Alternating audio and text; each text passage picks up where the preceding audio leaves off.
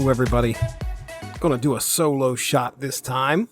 Let me tell you why I'm doing this episode. Recently, if you've caught some of the stuff that's come across on the Source Material Comics feed, Evan Bevins and myself have been discussing Marvel Snap, which is a mobile game that features a lot of Marvel characters. They recently released a card on there that was mainly in conjunction with the movie Guardians of the Galaxy Volume 3, featuring the High Evolutionary. So I wanted to do a solo shot, kind of focusing on the High Evolutionary, but specifically the Evolutionary War. And what brings me to the first ever what if that I bought off the shelves. What if the Avengers lost the Evolutionary War?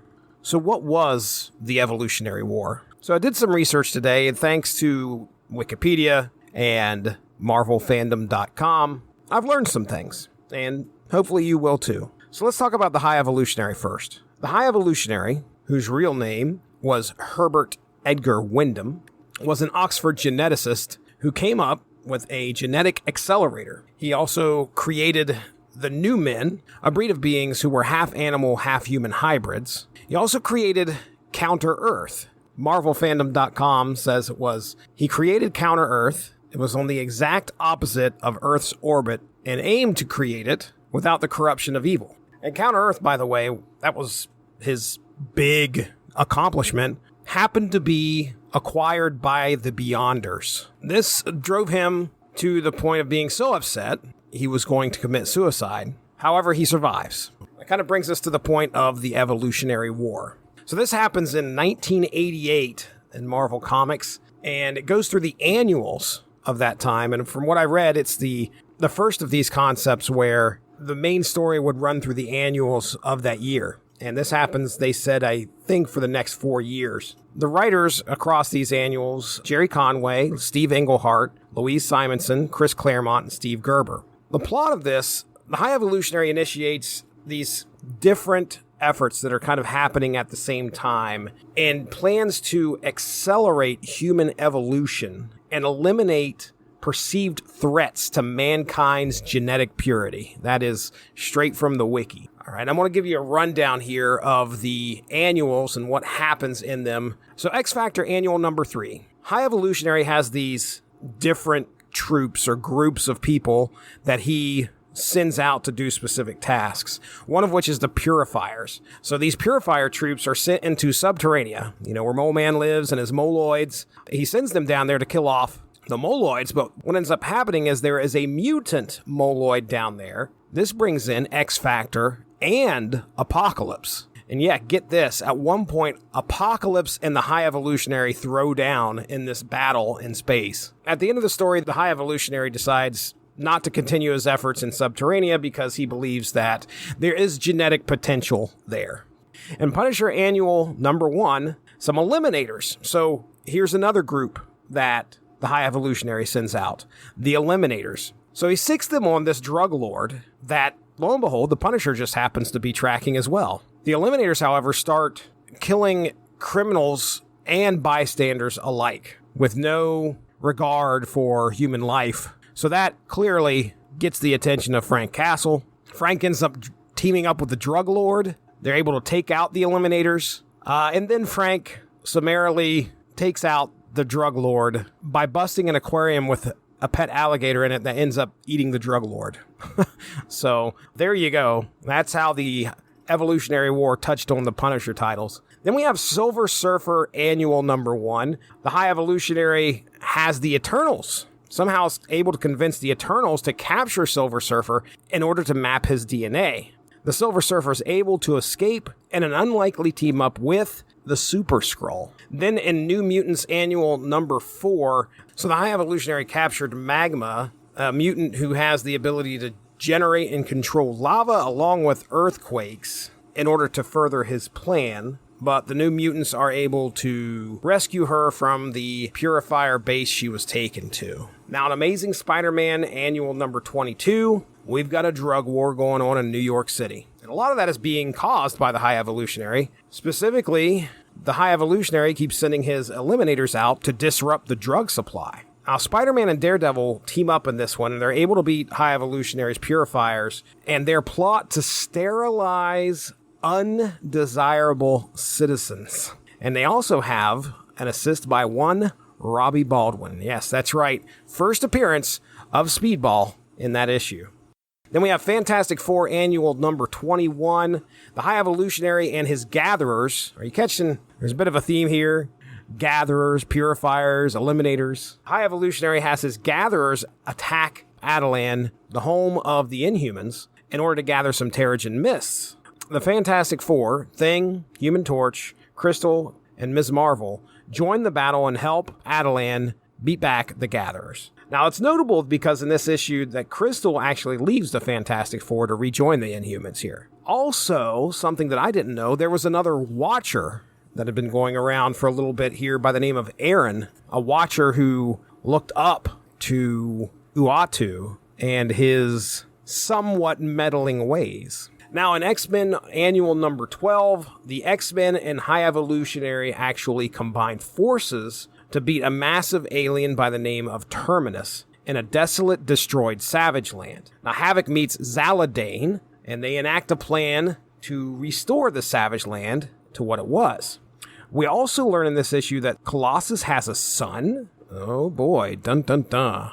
Also, the High Evolutionary's headquarters is now in the Savage Land. Back to the Spider Universe, Web of Spider-Man Annual number 4. The High Evolutionary's Eliminators have arrived in Florida, looking for the nexus of all realities. Guess who else is in Florida? That's right, Peter Parker, who's making his way around doing a talk show tour. Meanwhile, the Kingpin and the Slug are still trying to figure out a solution for their drug supply issue and decide that they have to work together. Now, the Eliminators, their purpose in finding the nexus of realities in the Everglades was to seal the nexus of reality, because apparently the High Evolutionary has determined that the rip in reality allows genetic pollutants to filter in. Steve Gerber wrote this book, and yes, there is an appearance of Man-Thing, who gets exploded at the beginning, but then is back together, no problems at the end of the story.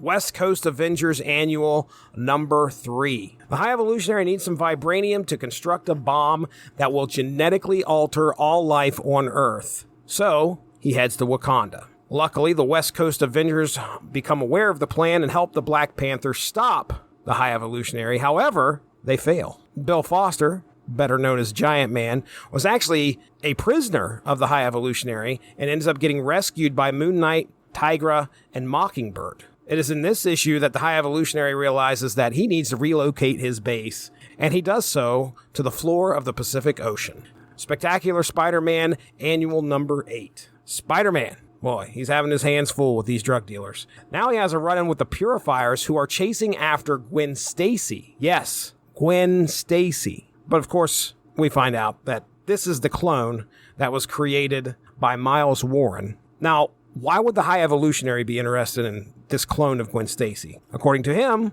she is a genetic freak, and she holds the secrets that the High Evolutionary needs in order to purify the human race. The Purifiers are able to catch up to Gwen Stacy and teleport, but not before Spider-Man is able to tag along. There's a point in this book, bear with me because I'm not familiar with these characters.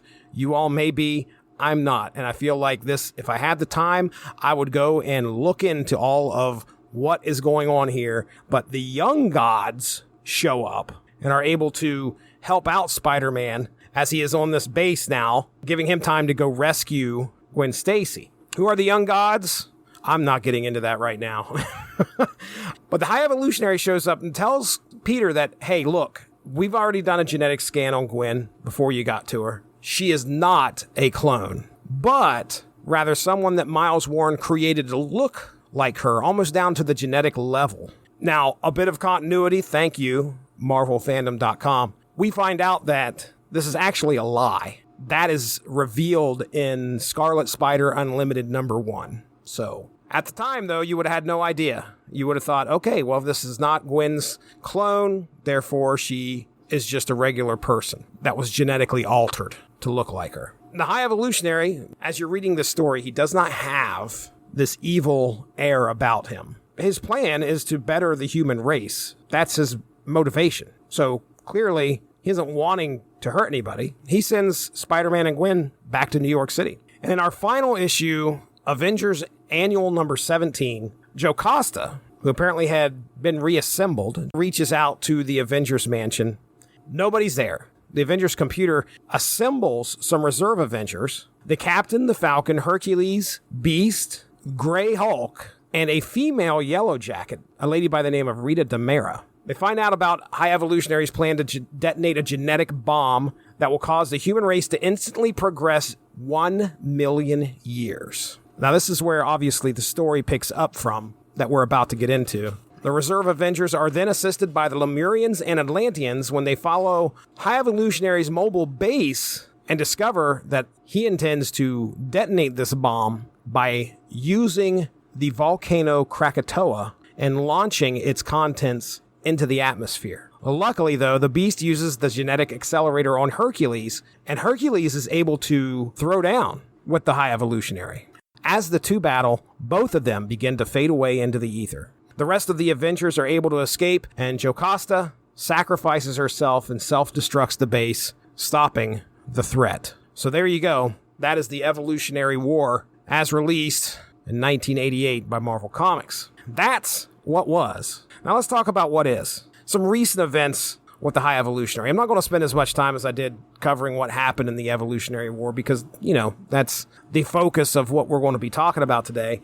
So surprise, he returned. He actually returned about a year later in Mighty Thor Volume 1, number 407 in May of 1989. The last few appearances of the High Evolutionary, notable at least, Annihilation, Conquest in 2007. He was in the pages of Spider-Woman in 2021. He was also in the Fortnite X Marvel, a Fortnite crossover with Marvel Comics, titled Zero War in 2022. Most recently, he has shown up in Warlock Rebirth as of last month in May of 2023. I mentioned how he is the big villain in the Guardians of the Galaxy Volume 3 movie. He was also one of the biggest releases as far as cards go in the mobile card game Marvel Snap. So there you go. That's what is. Now, what if? Give you the release date and the creative team here, and then I will go through and we will experience me reading What If Volume 1, Number 1 together. And it's been a while since I've read it. Probably more than 15 years. I can remember some of the big beats, some of the particular images from the book. But first, What If Number 1, published by Marvel Comics, released March 21st, 1989, a couple months before his reappearance in the actual Marvel timeline. Title of the story is What If the Avengers Had Lost the Evolutionary War? Written by Roy the Boy Thomas, penciled by Ron Wilson, inked by Mike Gustovich, lettered by Michael Heisler, colored by Tom Vincent. All right. So what if the Avengers lost the Evolutionary War? I remember the cover of this comic sitting on the shelf at our People's News. Our People's News was like the bookstore of the area. Actually, it wasn't, I shouldn't say bookstore. I think you could pick up books. However, it was more along the lines of like magazines. You could go in there and just about find any magazine that you wanted. Small store, probably maybe 3 aisles big, and they're short aisles, but they're completely full of newspapers and magazines, small other things that you could buy, as a impulse buy, pop in the pop machine up front. When I was talking the Marvel premiere first appearance of Star-Lord, I edited it out, but I talked about these little horoscopes that you could get that were kind of like in a scroll that you could unwind. So you got your Taurus horoscope for the month and you could look day by day as to what the horoscope was. I remember those being up at the front, right by the counter.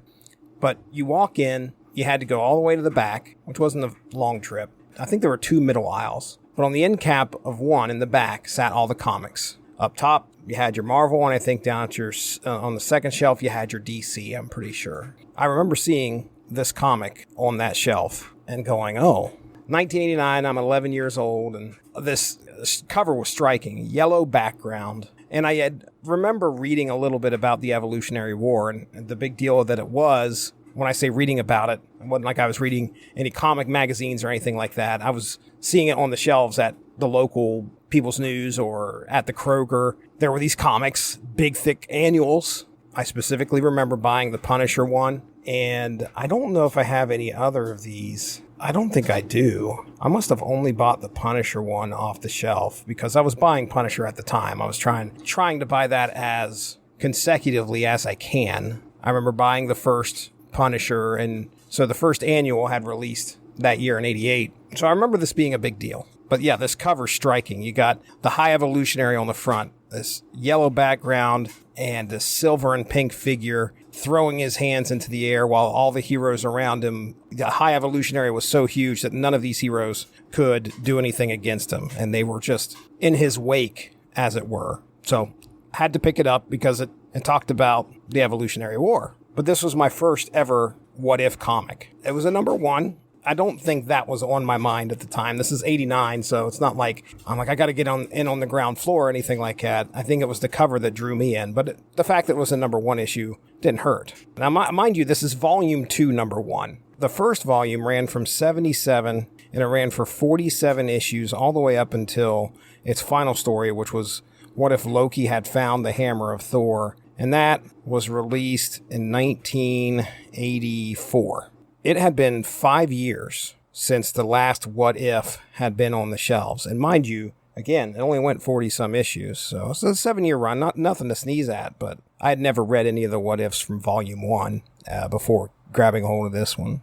So I didn't know that this was a Volume 2 going into it. But here we are, it's front page, first page, the big splash page. And there's the Watcher telling you about how he can see into worlds that never were.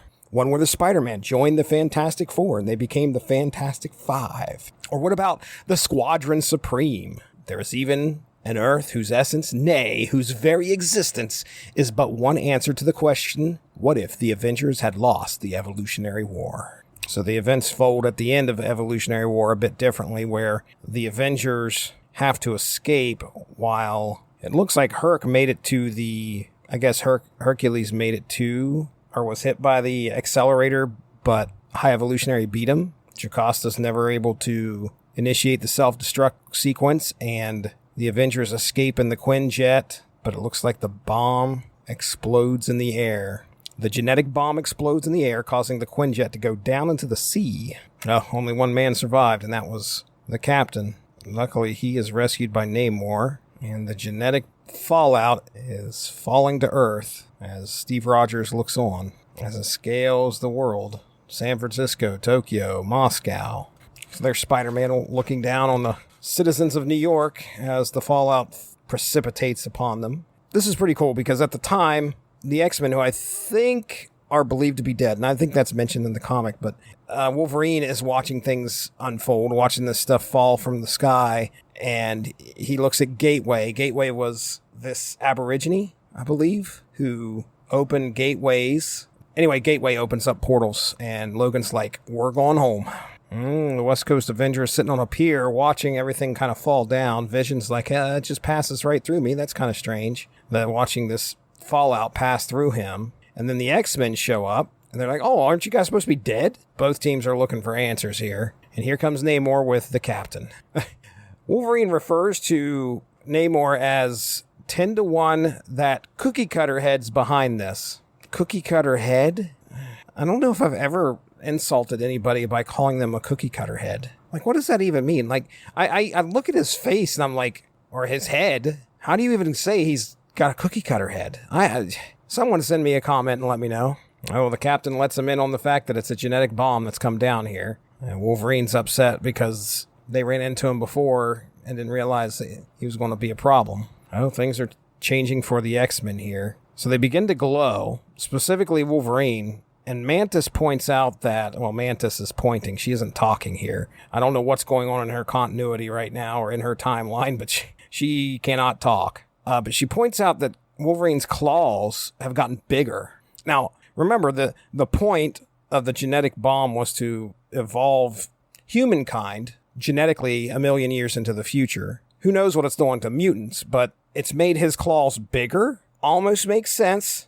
Well, Colossus is glowing. He says that his metal alloy skin is now permanent. Rogue says she's got the powers of each and every X-Man. Psylocke's having problems, though. She can hear everybody's thoughts. Scarlet Witch, she's got better control over her hex powers. And Longshot's has better control over his luck powers. And Namor's like, hey, check it out. I can lift this car a lot easier than I could before. Oh boy. Oh boy. Here we go. Now these are the images that I kind of remember from this book. I remember the particles falling down on everybody, but it's the humans, the effect that it has on the humans. Everybody's head gets massively larger. It's very disturbing, I guess is the best way to put it.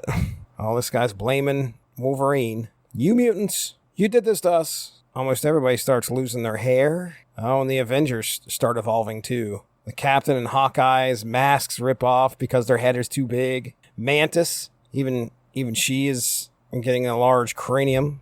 Wolverine's ready to fight. He knows the humans are going to blame him. But Humankind's like, no, you're right. We shouldn't blame you.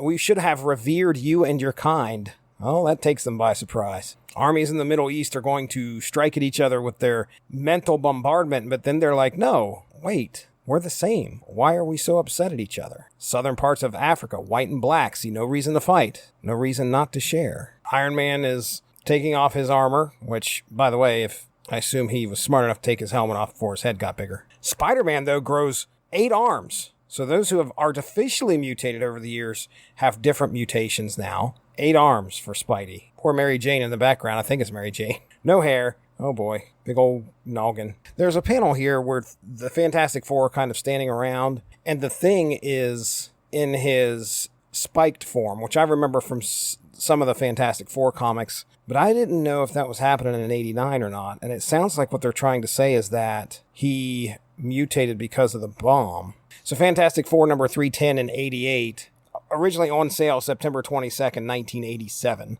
has him on the cover in his spiked form, which I love the spiked form thing. But I guess in this book, what they're saying is that his spiked form was brought about. But the perspective on this, like the Thing looks huge while Invisible Woman, and I believe that's Ms. Marvel there, the female version of the Thing, Sharon Ventura, I think. Anyway, both Sharon Ventura and the Thing are huge, while Human Torch and Invisible Woman look pretty minuscule. Oh, there's the Grey Hulk, who now has Banner's mind. And Daredevil, I found this panel interesting because they talked about how Daredevil was on the cusp between mutant and man. So his head didn't get bigger like everybody else's, but his mutation, I guess we're putting that in quotes, or his powers, are completely amplified. He says, so sensitive now. Sound, smells coming from every side. Can't shut them out. He says he needs to get clear of civilization, so he is heading to get out of New York because it is sensory overload, according to him. So our members of X Factor are now going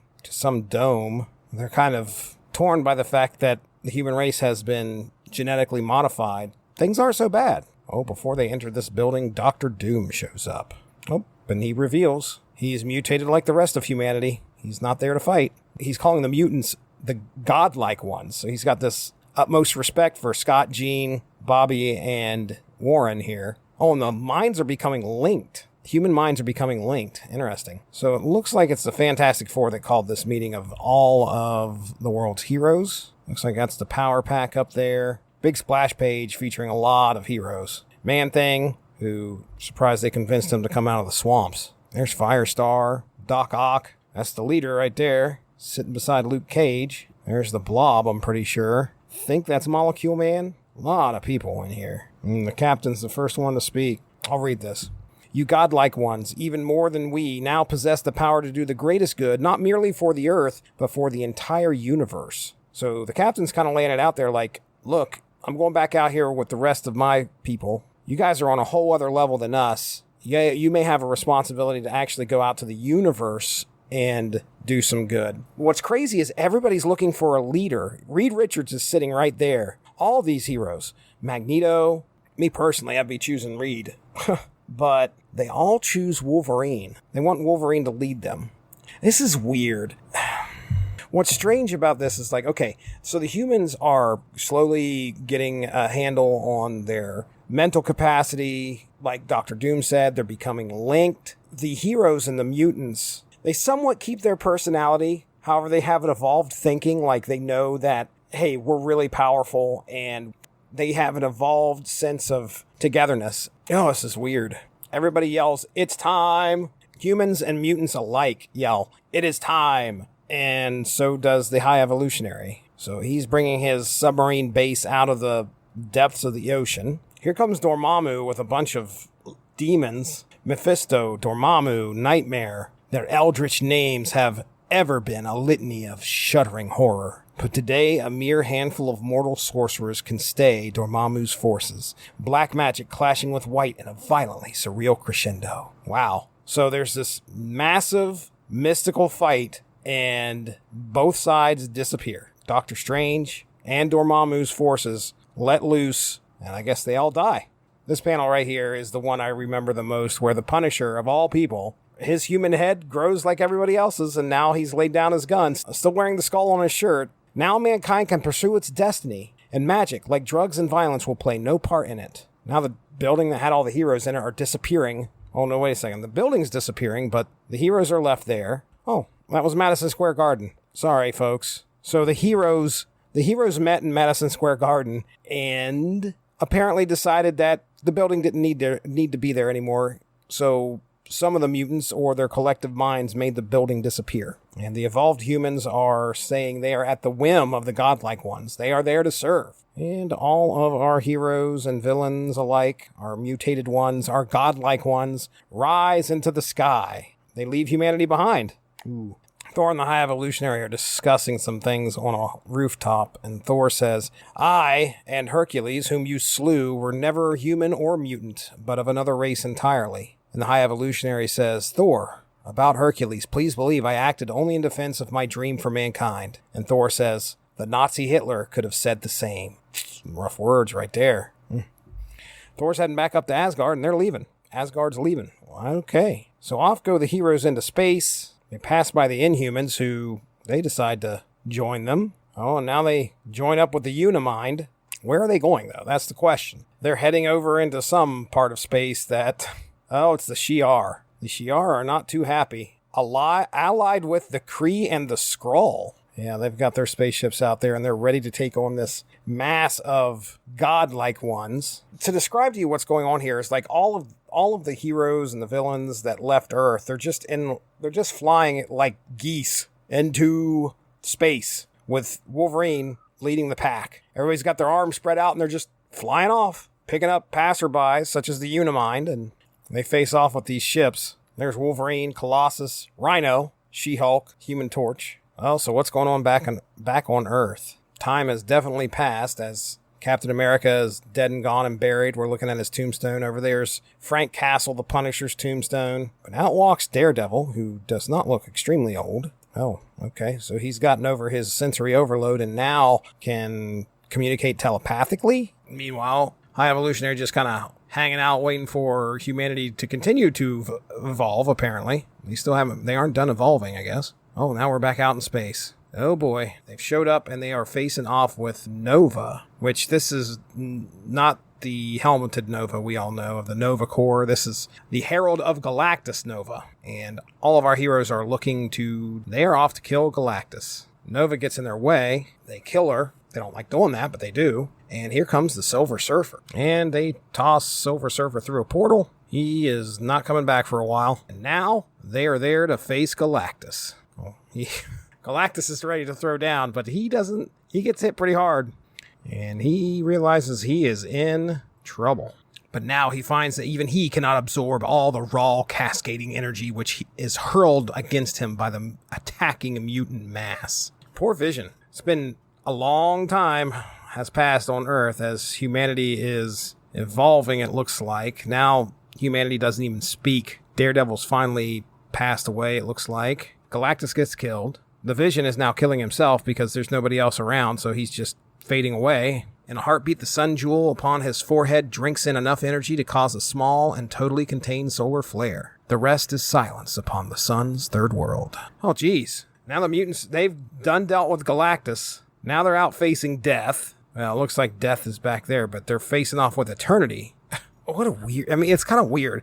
The mutants, the mutated ones, they, again, they take off. They're just heading out into space. Wolverine is leading the pack. He's they're changed people. They still have this kind of like strange personality. Ben Grimm, holy Hannah, will you look at that? All made out of stars and stuff. Even after Galactus, how are we going to tackle him? Yeah, they got to face off with Death. I mean, you're going to kill Death? Oh, geez, they don't kill Death. They inhabit Death. They emerge with Death, and they're going to use Death to go face off with Eternity. Back on Earth, humankind exists in an unspeaking serenity as if waiting for it knows not what. And then one day, a gargantuan shadow falls across the face of the land. This is a celestial. Yep, the Celestials have returned at last to level their judgment upon the earth and all its works, and they have sentenced it to destruction. Oh man, where are our heroes? Death and Eternity are facing off, or I should say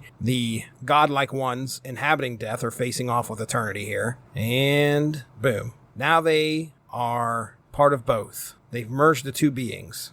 Ooh. The Celestials have sentenced the earth to destruction, and even the godlike ones come back to watch it happen. But humanity in its evolved state is able to disintegrate just with the power of their minds one of the Celestials. Old Coffee Cup Head.